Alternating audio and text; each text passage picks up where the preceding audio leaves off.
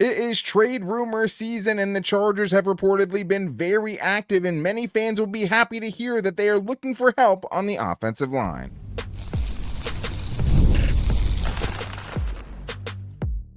You are Locked On Chargers, your daily podcast on the Los Angeles Chargers. Part of the Locked On Podcast Network, your team every day. What is up, and welcome into the Locked On Chargers podcast. I'm your host, Daniel Wade, joined as always by my co-host, David Droegemeier, and we've been covering the Chargers now for 10 seasons, but this is our 8th year as the host of the Locked On Chargers podcast, bringing you your team every day. Thank you to the everydayers out there for making us your first listen. To make sure that you never miss the show, go subscribe or follow for free on the Locked On Chargers YouTube channel and listen wherever you get your podcasts from. David, what do we got today? Daniel, there are reports out there that the Chargers were looking for running backs, but now we know a new report has been put out that the Chargers are looking for offensive line help, which is music to all of the Charger fans' ears out there for sure. And we, as of the running back market, we know that the Chargers are looking. Could they bring in a big name running back? We'll talk about that. And the Chargers have been very injured to start this year, and those IR spots are filling up quickly. We are going to let you know how that works going forward. Yeah, I mean, that's the thing. Not everyone can return from IR, and with the amount of guys the Chargers have on there and the names they have on there, that could be a problem. But today's episode is brought to you by Game Time. Download the Game Time app, create an account, and use the code LOCKEDONNFL for $20 off your first purchase. David, we did get some news on Tuesday, and it came from Josina Anderson, who said the Chargers are still making preliminary inquiries at running back and tackle position as the November 4th trade deadline approaches, a league source told me. Always interesting to hear things getting out from the Chargers because obviously you don't hear much from them, but this is interesting because it is a new wrinkle. We talked about the running backs, and we'll talk about it a little bit more as far as, what kind of names to look for that could be realistic. But we hadn't heard tackle, and I think tackle is a very interesting position, and we'll talk about maybe what they haven't been looking for. But I do think that it is interesting because we haven't heard that so far. We know it's hard to bring in offensive linemen in trades, but the Chargers are trying to do something to fix what has been maybe the most injured tackle situation in the league. Yeah, I mean, they're on their offensive tackle 5 and 6. At least that's who played in the game for them on Sunday against the Miami Dolphins, and fortunately they were able to pick up that win. But that's what it looks like. You see what it looks like out there with Austin Decklis and Bobby Hart, who hasn't played in the game in a couple of years. It's a struggle, right? And you have to do certain things schematically to help those guys out because of the type of players that they are. And it's just that is what it is. It may be harsh, but that's just the reality of it. So the Chargers, as they absolutely should be, are out there looking to try to add another tackle to this football team, somebody who can help them be able to probably steady the ship a little bit, try to get some kind of upgrade out there. And, like we've said many times before, it is very difficult to go out there to acquire an offensive lineman that is going to be or make a meaningful difference out there. But it is very encouraging at the very least that there are reports out there that they're looking. Yeah, as they always say, better late than never. But I think the Chargers obviously felt good about their tackle situation going into the offseason because you had two guys that potentially can play at an all-pro level and a guy in Trey Pipkins who's the swing tackle who's played a ton of games in his career and can be okay for a spell. Now, you don't want him out there for the full season, obviously. But I think what you've seen, especially last week, is that you got away with it against a bad team that had good edge rushers, but you got away with it against a bad team. It's unsustainable in a long-term sense. Like, there's just no way you can keep throwing out Austin Decklis and Bobby Hart out there and think that you can run an actual offensive game plan, especially against better defenses. Interesting that we're hearing running back again. I mean, that's 2 weeks in a row with what we heard last week from Ian Rappaport. That's interesting too. But this is my kind of question here, David. Does this make you concerned at all about the statuses of Joe Alt and Trey Pipkins when you see that the Chargers are going out and trying to find tackle help? Yeah, I think with how they've handled the Joe Alt situation, I'm less concerned about his availability during this season because, as we've talked about before on the show, if it was something serious where, he had to absolutely miss a significant amount of time, they would have put him on IR. I mean, they have limited spots left, but they would have done that. I feel very strongly for that. I do feel like I am a little bit concerned about Trey Pipkins because honestly, this has been an ongoing issue for him. For the last couple of years, he's dealt and battled and fought through injuries. And so I feel like, at some point, you are who you are. I mean, he's a tough player. He's been out there and he's, absolutely, played as hard as he could for his football team. But at a certain point, and also considering, hey, he's in a contract year, right? This is the last year he's going to be with the Chargers, at least, under his current contract. So we'll have to see how that plays into it. But, the Chargers should be looking to upgrade at the tackle position for sure. Yeah, I mean, it does concern me a little bit, honestly, just because, like, if you're willing to trade for a tackle, knowing that Rashawn Slater is going to be back in 2026, that sounds to me like you couldn't be super confident in the health of you guys they have right now, because this is basically what it comes down to. Is this a trade that's going to help until Trey Pipkins and Joe Alt come back, or is this a trade that is trying to improve upon Trey Pipkins? Those are two different things. What they've shown us is that they haven't really been trying to upgrade on the guys they already have. They're just basically trying to help until the other guys can come back. I mean, those are basically what the moves they've done so far tell us. Like, if you knew Joe Alt was going to come back this week, would you still be trying to make a trade? That's what I wonder, right? Or if you knew both of these guys were going to come back. Because if well, obviously you have to have some kind of eye for the future, though, too, right, Dan? Like that. Well, okay, but what? Yeah, but what do you mean? What future? Are we talking about later on this year? Or are we talking about in upcoming seasons? Are you trying to trade for a long-term swing tackle? Because you're going to have two stalwart tackles next season. So if this is this a rental for this year, or is this something that's going to be more long-term? When you know your tackle situation long-term, theoretically should be figured out, right? You have two guys. Yeah. Why would you spend draft capital on like neither of these guys that we're talking about are on IR right now. Neither Joe Alt nor Trey Pipkins is, meaning Joe Alt should be back in, at maximum after this next week, and Trey Pipkins will be gone another, 2 weeks since they didn't put him on IR. We're going to talk about the IR spots because you can only have so many guys return. That could be playing a factor in it. Yeah. But that is my question here is, are you sending draft capital for next year when you've already sent away 2 of those picks? You only have 5 picks right now, and you can trade back and maneuver it that way too. But still, are you doing it for a short-term rental? Because that's a little bit concerning.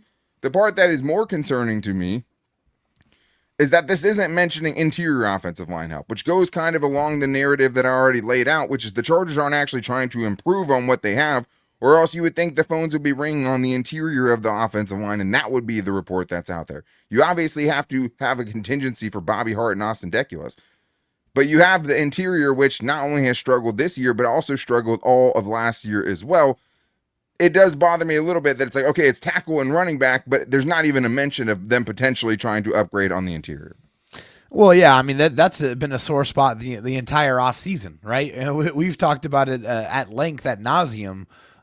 Please upgrade, bring in more competition, go out in the draft and add guys. And they didn't do that until very, very late in the draft. And the only meaningful addition that they added to the offensive line was Mekhi Becton. And that was pretty much it. So they had the resources to be able to do it in free agency. They chose not to. They could have done it earlier on in the draft, and they chose not to. And the guy that they ended up selecting didn't even make the team. So they absolutely need to look at and find creative ways to be able to add some youth to this football team on the offensive line, because you look at it and you look across the board, there's not a lot of guys there. You can feel outside of obviously the tackles who are locked up for several years. There's not a lot of continuity in the middle of that line. No, not at all. I mean, Zion Johnson's in a contract year. Bradley Bozeman and Mekhi Becton, I believe, are the only guys that are back next year as far as still under contract in 2026. So from that standpoint, you're right. I do think that, it just goes kind of along with what they've shown us and told us all along, which they are good with the 3 guys they have manning the middle when they are healthy. They like the trio that they have there. Is kind of mind-numbing as it is. We talked about Bradley Bozeman having allowed the most pressures out of any center in the NFL this year so far, and also having more pressures allowed than Zion Johnson and Mekhi Becton combined. So like that's just kind of what the situation is at center right now. They're obviously not trying to improve upon Bradley Bozeman at this trade deadline from what we're hearing right now, which is probably, considering you have other guys at least coming back at those other positions, kind of concerning. But I think also it's kind of nice that Zion Johnson is pleasantly surprised this year. I mean, Zion Johnson actually hasn't been bad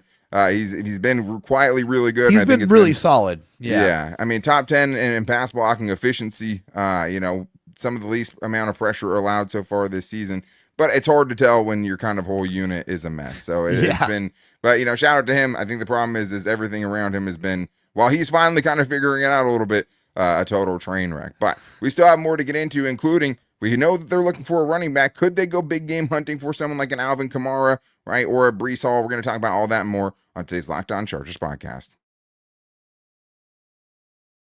I'm Cody Rourke from Locked On Broncos, and this episode is brought to you by Peloton. Peloton is shaping the future of fitness with the brand new Peloton Cross-Training Tread Plus, powered by Peloton IQ. This is Peloton's most advanced equipment yet, giving you real-time guidance and endless ways to move, whether you're running, lifting, or you're cross-training with your favorite instructors like Alex Toussaint. It's training reimagined to make your workout more personal. Peloton is built for breakthroughs with features that help you plan, stay motivated, and hit peak performance. You can let yourself run, lift, flex, and go while Peloton handles all the rest. Plus, Peloton IQ provides real-time strength coaching, tracking your progress and suggesting weights that challenge you so you can get stronger. Plus, the new movement tracking camera, it counts your reps and corrects your form in real time, making sure every rep is safer and smarter.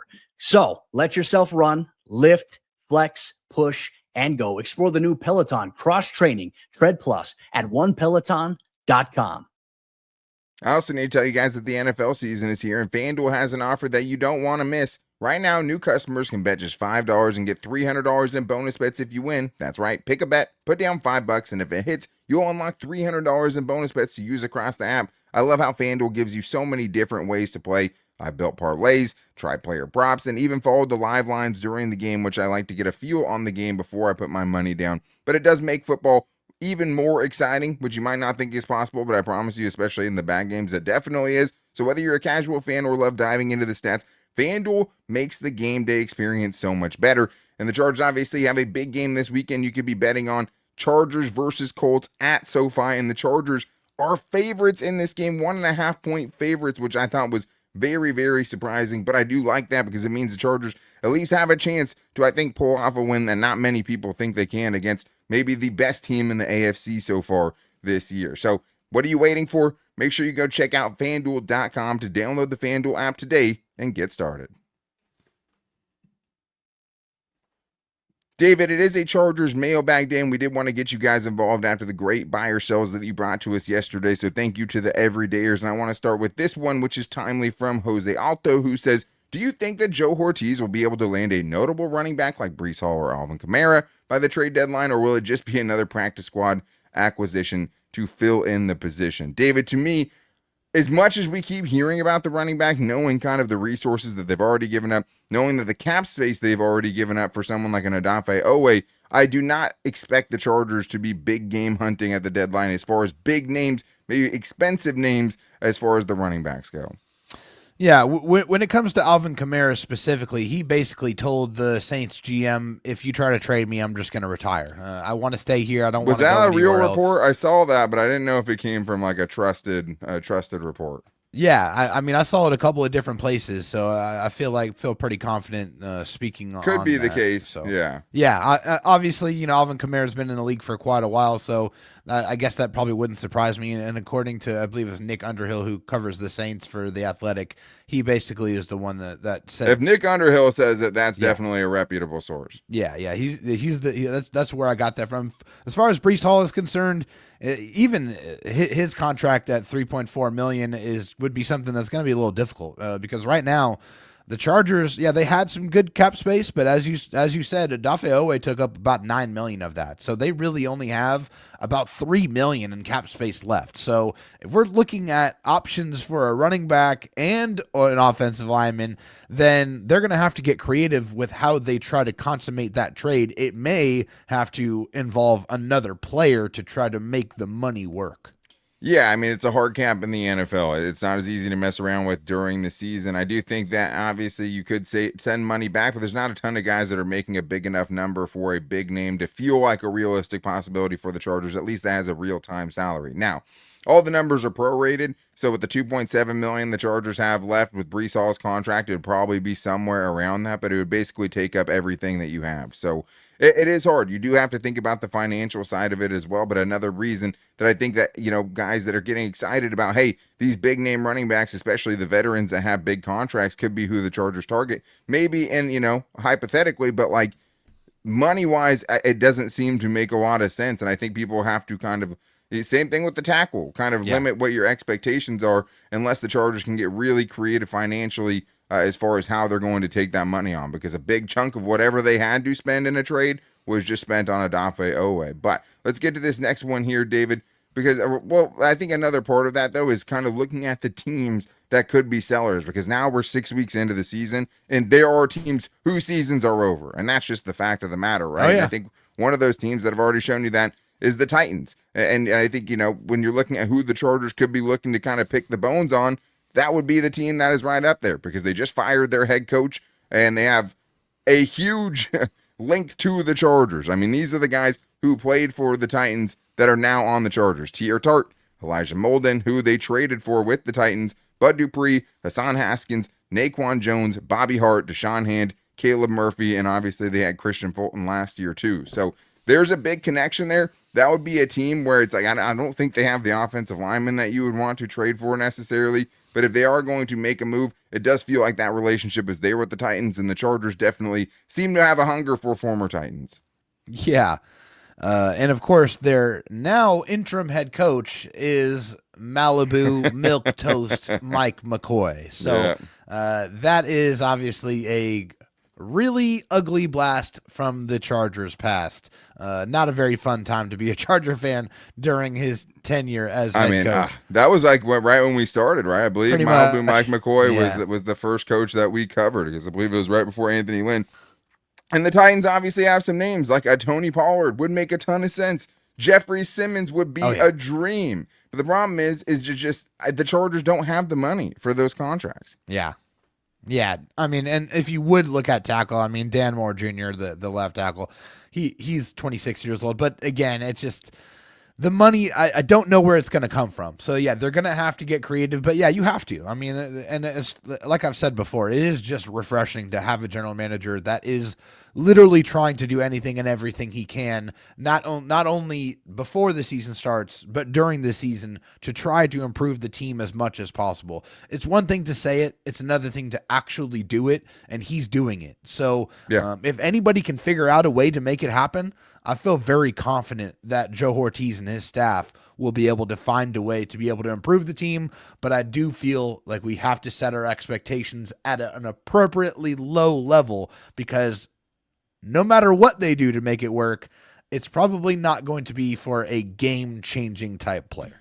I mean, that is probably true. All you're looking for is improvement. So I think that the nice thing with Joe Ortiz is I'm not going to, just absolve all of his sins of the offseason and the parts of things that he didn't get figured out. But all you can do after that is stay active during the season to try to improve it, which is just something you never saw under Tom Telesco. At least he's trying to do something about it, right? Even Deculus was trying to do something about it, knowing kind of what the tackle situation was after Rashawn Slater. So he is trying to do something about it. And obviously, they also know what their cap situation is, right? So I'm sure they have that built into whatever the plan is. You're hearing all of these reports with them all well knowing that they have $2.7 million in cap space that's available to them. But I don't think it's a player the Chargers should be interested in necessarily from the Titans, but maybe a coach, because the Titans offensive line coach was legendary coach Brian Callahan, who also parted ways with the team when his son, or Bill Callahan, when his son Brian Callahan was fired. So son got fired, the dad left with him. Hard knock life, huh?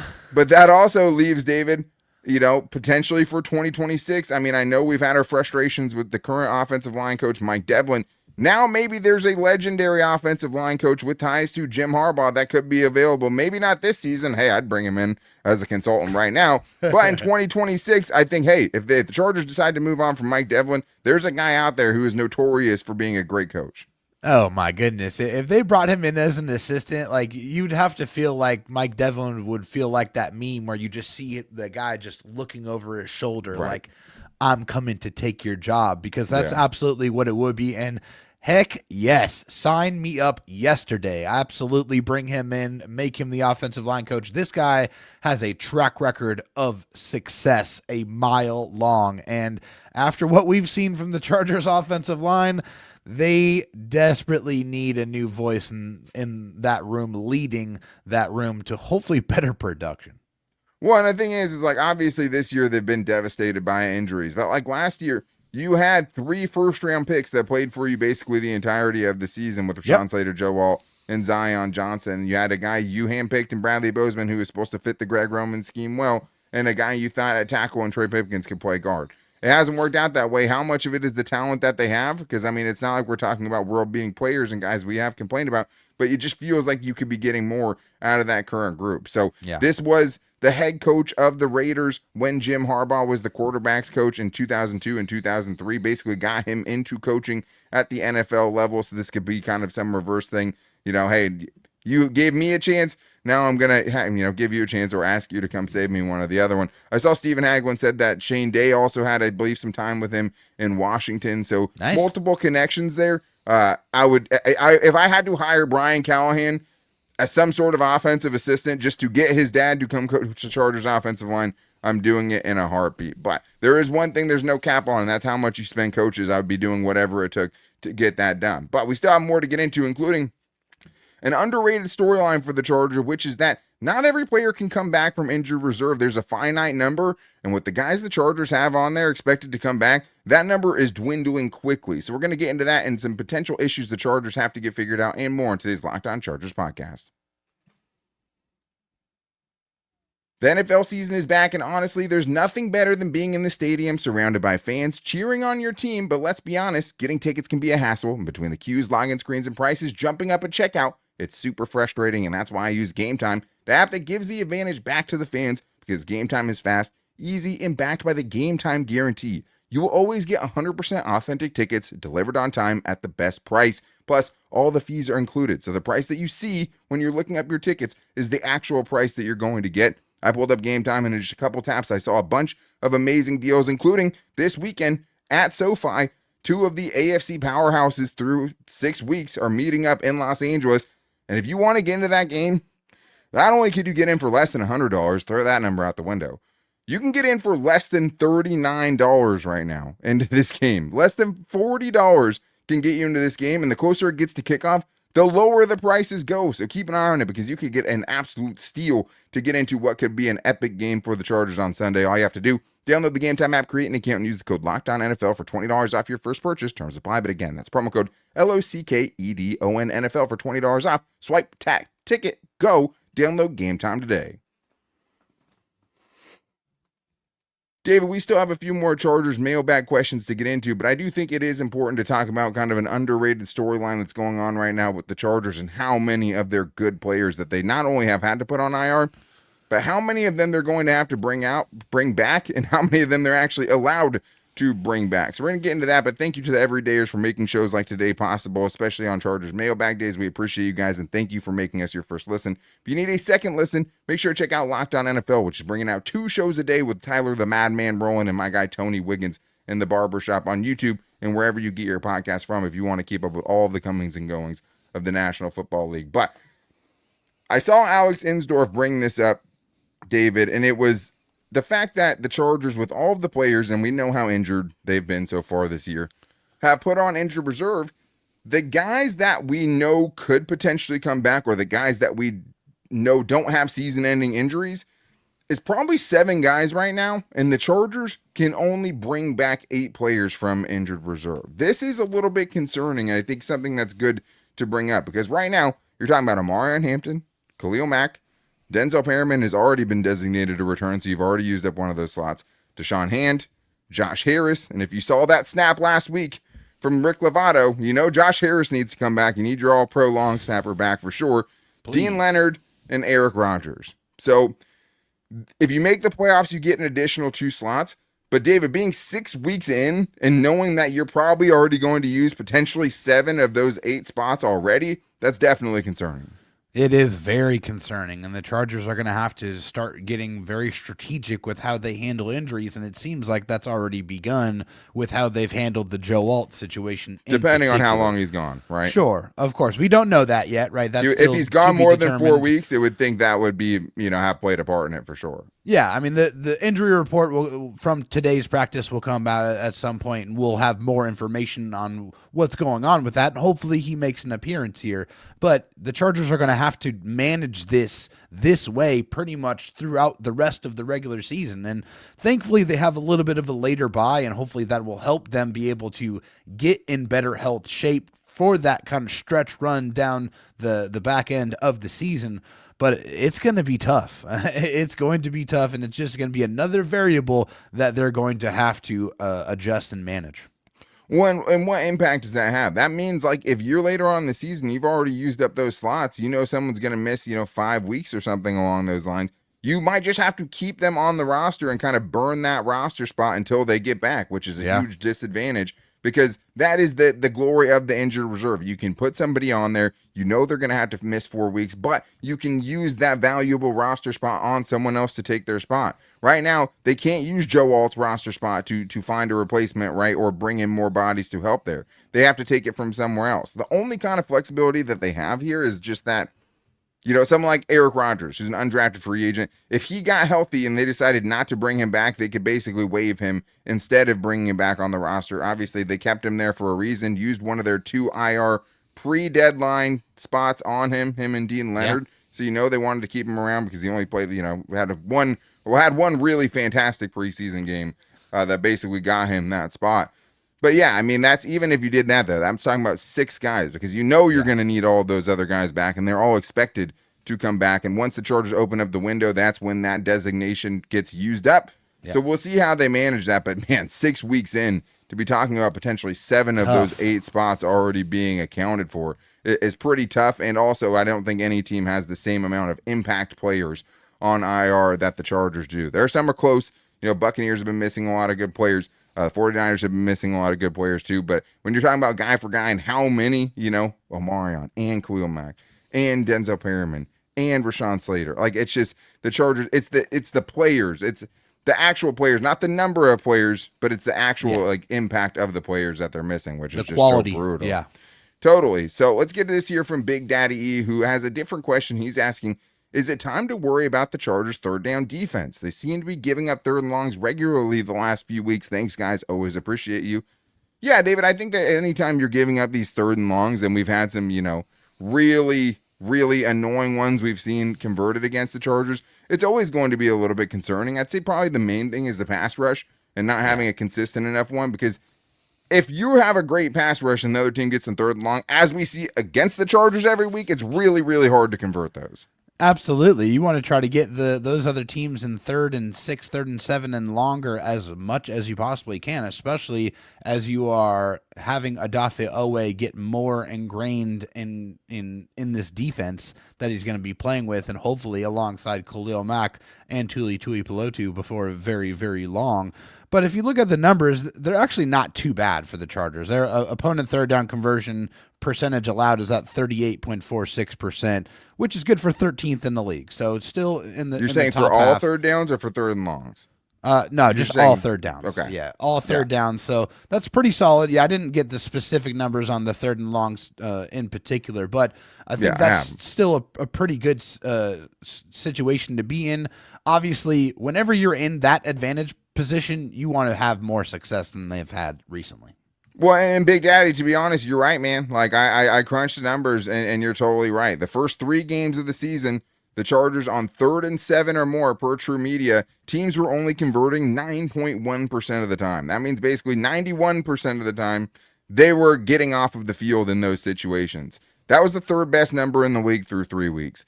The last 3 weeks on 3rd and 7 plus, teams are converting at 31.6% of the time.